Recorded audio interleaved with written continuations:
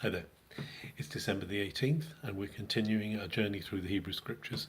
And today we come to a whole book, the book of Habakkuk. Habakkuk is a prophet.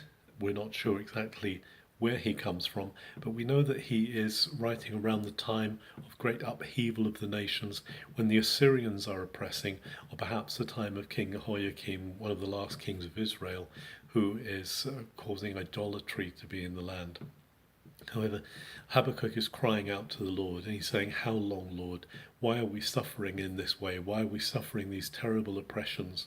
And God replies to him first of all and says, "Don't be afraid. I'm going to raise up the Babylonians, and they will come and destroy particularly the Assyrians." Maybe this is around the time of the Battle of Carchemish, just around the year 600 BC. And so the Babylonians are going to come and they're going to finish off the Assyrians. But then we also see Habakkuk crying out again to the Lord and saying, "How long are we going to suffer the oppression of these people, these Babylonians who are coming against us and who are oppressing us? We feel like those who are in fishing nets. We feel like those who are being caught like fish in nets."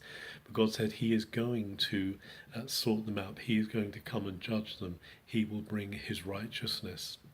And then in chapter 2, Habakkuk says that he's going up into his watchtower, into his prophet's watchtower. And again, he's complaining to the Lord. But the Lord says, "Write this out so that what will be seen can be read even by people who are running, a vision for a future time." And he says the proud are going to be dealt with. They're going to be brought down. Wealth is deceitful. Wealth is treacherous. They will not stand eventually. They will themselves get their comeuppance. They will themselves have the tables turned against them.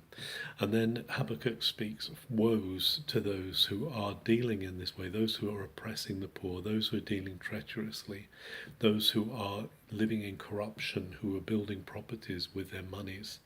And who are dealing in drunkenness and orgies.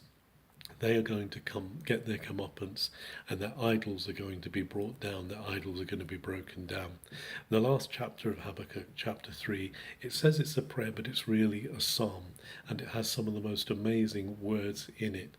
And one of the answers that God gives actually to Habakkuk's request, to Habakkuk's prayer, is there is going to be a judgment by God. God is going to bring righteousness to bear.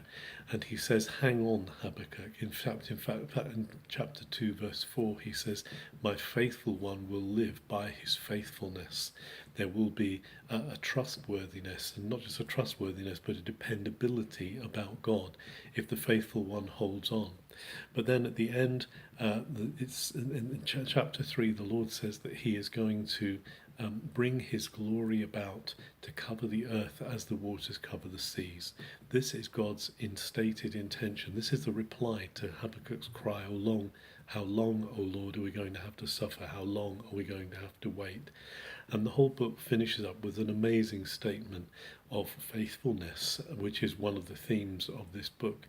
It's the theme of faithfulness, where Habakkuk says, though the fig tree doesn't blossom, even if there's no fruit on the vine, even if the produce of the olive fails, the fields yield no food, though the flock be cut off from the stall, there be no fruit on the vine, yet I will rejoice in the Lord. I will rejoice in the God of my salvation.